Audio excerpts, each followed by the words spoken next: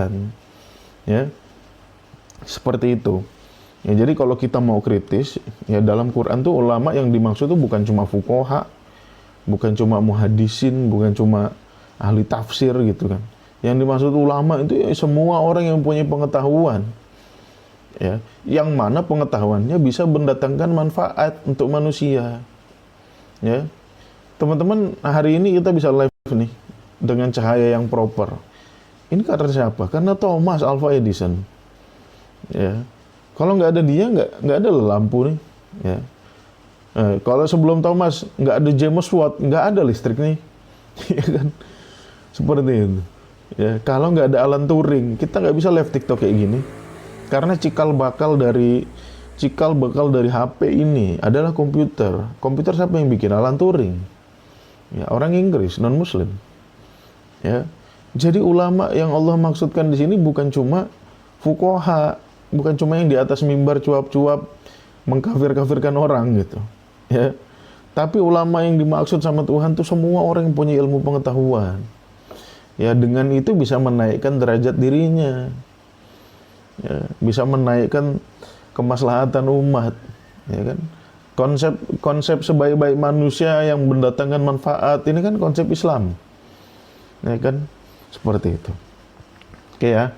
Jadi verifikasi Qur'ani dalam sisi keilmuan itu ya, hadis ini tidak bertentangan sama Al-Qur'an, silahkan boleh diyakini, ya, tapi konsekuensinya siapapun ulama ya harus tunduk kepada Al-Qur'an. Itu syarat mutlak jadi ulama tuh. Jadi kalau teman-teman ngelihat ada ulama naik mimbar ya ngomong yang bertentangan sama Al-Qur'an tuh, itu batal keulamaannya gitu. Karena salah satu syarat ulama nundukkan ilmu pengetahuannya pada Al-Qur'an. Ya, lebih dari itu dia takut kepada Allah, ya. Takut, ya kan? Tadi kan innama yakhsyallah min ibadihil ulama. Kalau dia membantah-bantahin ayat Quran terus gitu kan, ya itu nggak ada takut-takutnya sama Tuhan. Ya kan? Tuhan bilang A, dia bilang minus A. Ya kan? Tuhan bilang A, dia bilang Z. Nggak ada takut-takutnya sama Tuhan dia. Ya, seperti itu. Ya, itu bukan ulama itu. Ya, kadang-kadang di masyarakat dibedakannya tuh ada ulama khair, ada ulama su. Enggak, kalau su itu jelas bukan ulama. Oke, itu analisis verifikasi Qur'ani terhadap Al-Qur'an gitu ya.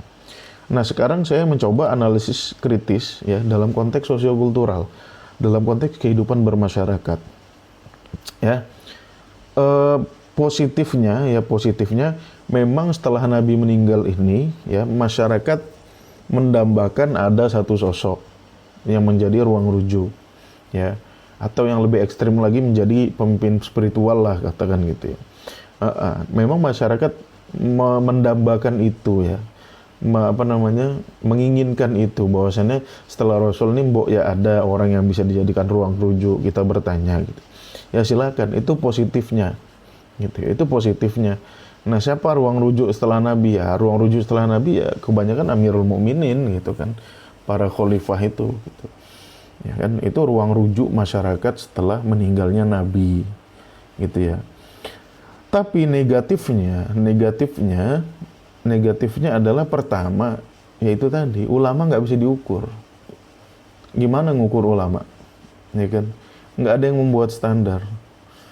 Ya kalau Quran sih standarnya satu aja. Asal kau nggak bertentangan sama Al-Quran gitu. Itu ulama gitu. Tapi ya nggak harus ulama yang nggak bertentangan sama Al-Quran. Semua manusia yang nggak boleh mengatakan sesuatu yang bertentangan sama Al-Quran. Nah jadi ulama ini nggak bisa diukur seperti itu ya.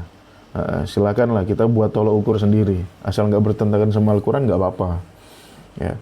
Nah negatifnya itu yang pertama. Yang kedua negatifnya juga adalah eksklusivitas dalam otoritas keilmuan.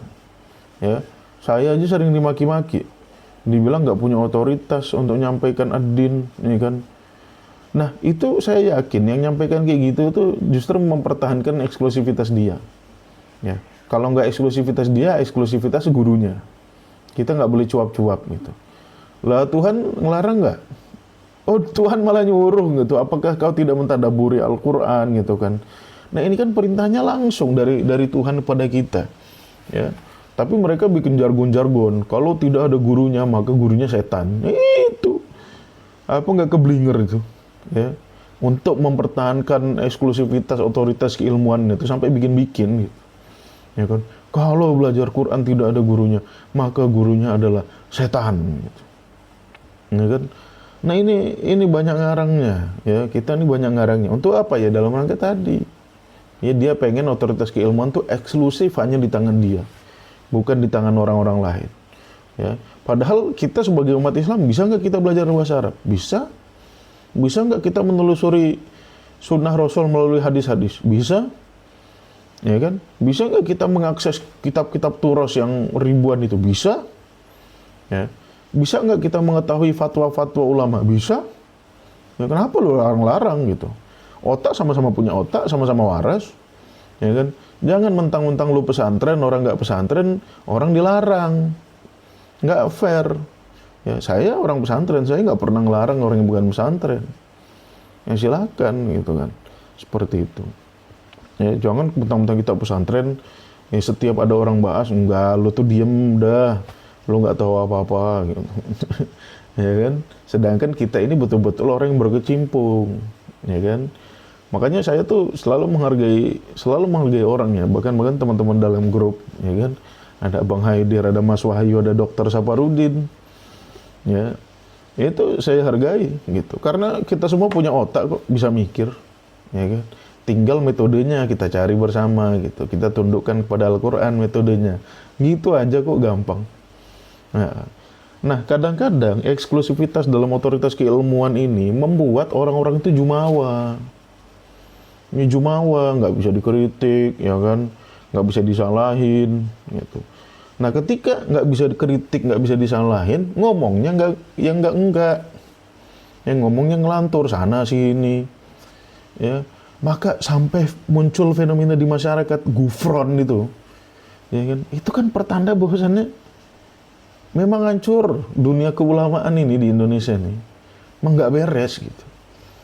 Gufron itu nggak perlu pinter untuk mengetahui dia itu emang nggak bisa apa-apa gitu. Ya kan? Tapi dikasih mic terus gitu, tapi viral terus di sosial media. Ya entahlah. Masyarakat Indonesia tuh kenapa sih? Kalau dia bikin kajian jangan datang gitu. Udah tahu si Gufronnya kayak gitu. Ya kan? Nah itu tuh membuat si Gufron tuh jadi jumawa. Ya kadang-kadang memang awalnya dia pura-pura bodoh aja gitu. Tapi besok-besok dia bisa sok-sokan gitu. Ya kan? Bisa sok-sokan dia seperti itu. Ya. Jadi sisi negatifnya itu, ya yang pertama nggak bisa diukur keulamaan itu, yang kedua menimbulkan eksklusivitas dalam otoritas keilmuan dan kadang-kadang bikin berantem. Ya berantem, murid guru tuh berantem, ya kan? Murid pengajian A dengan murid pengajian B berantem. Ya, lihat debat-debat pesantren tuh, ya kan? Bola, ya debat-debat ya mungkin dalam forum gitu ya. Tapi kiai antar kiai kan nggak pernah debat, gitu. Kiai antar kiai itu ya apa namanya leyeh-leyeh gitu, gitu ya. Terus yang ketiga ya negatifnya adalah status keulamaan ini sering dipakai untuk pura-pura religius tadi. Ya untuk dipakai pura-pura religius. Ya karena tadi kata Rio Hasan tuh pura-pura kaya tuh susah. Ya modalnya gede. Harus pakai Rolex, ya kan, kaosnya harus Uniqlo, kalau nggak Supreme, gitu kan, kacamatanya harus apa namanya, harus merek-merek ini, gitu kan. Nah kalau pura-pura pintar susah juga, wawasannya harus luas, ya kan, harus ngerti ini, harus ngerti itu, ya kan. Orang pintar tuh wawasannya luas, gitu.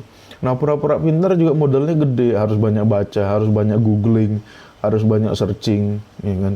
Harus banyak dengerin podcast, harus banyak baca berita, ya. Nah, yang paling gampang ini pura-pura religius, ya kan? Menyandang status sebagai ulama, ya kan? Kenapa saya katakan demikian? Ya lihat aja fenomenanya di masyarakat. Ya Gufron cuma modal apa? Apa modalnya Gufron? Kok tiba-tiba bisa menjadi ulama bahasa Suryani? Ya kan? Aneh bener gitu. Ya kan, dan saya rasa bukan cuma saya yang mengkritik Gufron, sudah banyak yang mengkritik Gufron, tapi tetap nggak ada tindakan, ya kan? Tetap nggak ada tindakan. Nah, status keulamaan ini sering dipakai untuk pura-pura religius tadi, ya.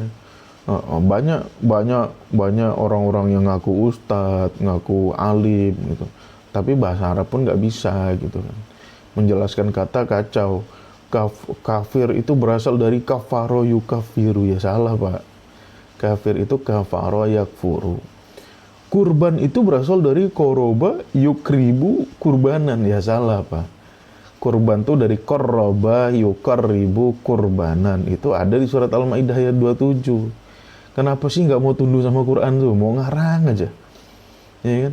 Makanya kalau kalau jadi ulama tuh, kalau mau nyampaikan materi kayak gini-gini nih, ini teman-teman saya kan selalu bilang sama teman, saya tuh nyediain materi loh, ya. Saya yang istilah kata ayat-ayatnya aja tuh paham, saya nyediain materi gitu. Biar ngomong tuh terarah, biar saya tuh verifikasi, biar saya tuh kritis sama keilmuan saya, gitu. Ya bukan mau nyombong, tapi memang harusnya begini itu loh. Kalau mau naik mimbar tuh jangan cuap-cuap, nggak ada persiapan gitu, ya kan? Koroba yukribu kurbanan, cari dong ayat-ayat kurban di Quran, ya kan? Kan ada di surat Al-Maidah ayat 27. Watlu alaihim naba'a ibnai Adam bil haq id qarraba kurbanan. Oh, qarraba dua orang. Kalau satu orang qarraba yuqarribu. Oh, inilah fi'il dari kata-kata kurban, gitu kan. Loh kok begitu? Harusnya kan qarraba yuqarribu itu masdarnya takrib gitu kan, sesuai ilmu sharaf gitu. Ya enggak gitu, karena qarraba yuqarribu fungsi tadaif ini adalah litikhadil fi'li minal isim. Ya, untuk mengekstrak suatu kata kerja dari suatu konsep. Ya, kata-kata sholat, ya kan? Sholat itu harusnya secara bahasa kata kerjanya itu shola yasla. Tapi kan enggak, di Quran enggak pakai itu. Pakainya sholla yusolli gitu kan. Nah, sholla yusolli adanya tadaif di situ litikhadil fi'li minal isim, ayu ismin as-sholah gitu. Nah, paham nggak teman-teman? Gitu ya. Jadi harus ngerti bahasa Arab dong. Masa nggak ngerti bahasa Arab sih? Itu kan aneh gitu. Kalau ada bahasa Suryani sih nggak jadi soal gitu, karena kitab suci kita bukan berbahasa Suryani. Gitu. Ya. Jadi kalau menurut saya ya silahkanlah MUI ke siapa nih bikin standar ulama tuh apa gitu. Ya jangan sampai yang bukan ulama bisa naik mimbar, bisa cuap-cuap gitu. Ngomongin itu gitu ya. Kalau cuap-cuapnya masih awam, masih bodoh-bodoh, it's okay. Kalau kayak sampai menyesatkan bahasa Suryani gitu kan, ini kan udah jelas-jelas ngibul gitu loh, ya kan, masih aja gitu. Nah jadi seperti itu ya teman-teman, verifikasi kita. Ya pertama, yaitu tadi ya kita kembali kepada makna kata ulama. Ulama itu tidak hanya spesifik yang menguasai fikih, menguasai hadis, enggak ya. Ulama itu semua orang yang memiliki ilmu pengetahuan itu. Kemudian apakah mereka mewarisi para nabi? Ya silahkan, klaim aja nggak apa-apa gitu. Tapi ada konsekuensinya, tunduk pada Al-Quran. Ya tunduk dong sama Al-Quran. Ya kan jangan ngaku ulama tapi ngomongnya nggak mau tunduk sama Al-Quran. Gitu kan, seperti itu. Ya kemudian jangan gunakan ulama untuk eksklusivitas otoritas keilmuan, jangan gitu. Jangan juga dipakai untuk pura-pura di depan masyarakat, ya jangan juga seperti itu ya. Nah jadi itu teman-teman ya, live kita pada pagi hari ini. Mudah-mudahan teman-teman bisa memilah dan memilih lagi mana yang harus dipercaya gitu ya. Tapi tetap ya teman-teman, maksudnya kita tuh nggak bisa lari dari Al-Quran ya. Kita nggak bisa lari dari Al-Quran. Kita bisa belajar dari siapa aja gitu ya. Saya pun belajar dari siapa aja gitu kan. Boleh belajar dari siapapun boleh, tetapi tetap kita harus memahami Al-Quran, karena Al-Quran itulah alat verifikasi ya kan. Kemarin kata guru Iswan, kita boleh belajar tasawuf, boleh gitu, nggak ada yang larang. Kita boleh belajar macam-macam, ya silahkan, nggak ada yang larang gitu. Tapi verifikasikan kepada Al-Quran. Kalau dia verified, lolos gitu kan, lolos verifikasi Al-Quran gitu kan, ya boleh silahkan pakai. Tapi kan kalau nggak lolos verifikasi Al-Quran, ya jangan dipakai, tinggalin. Seperti itu. Dan bagaimana caranya kita memahami Al-Quran? Ya saya sih nggak bisa bantu teman-teman kecuali dengan buku ini aja gitu. Nah, kalau teman-teman ingin memahami ya saya bisa bantu melalui buku ini aja gitu. Ya, seperti itu. Oke, itu dulu teman-teman ya.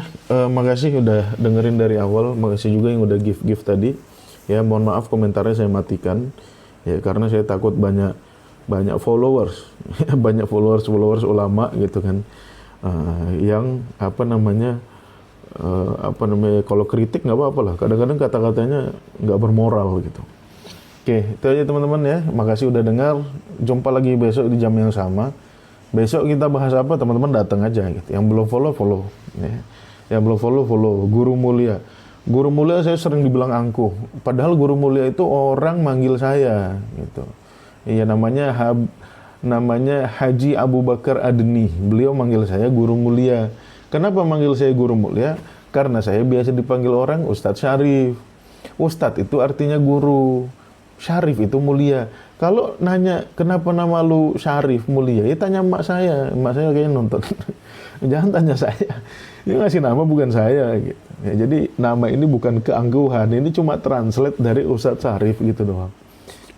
Kalau teman-teman lihat ad-nya itu kan ad Ustadz Syarif gitu. Oke, makasih teman-teman ya. Mudah-mudahan teman-teman bisa mengambil manfaat dari kajian pagi hari ini. Makasih juga yang udah give. Mudah-mudahan diberikan kelapangan rezeki. Jumpa lagi besok di jam yang sama. Sekali lagi, la ikraha fiddin, tidak ada paksaan ya dalam ad-din. Mau percaya silahkan, mau enggak ya enggak apa-apa gitu kan. Kalau saya nggak bisa ngasih konsekuensi, yang bisa ngasih konsekuensi cuma Tuhan gitu kan. Oke, wabillahi taufiq wal hidayah. Assalamualaikum warahmatullahi wabarakatuh.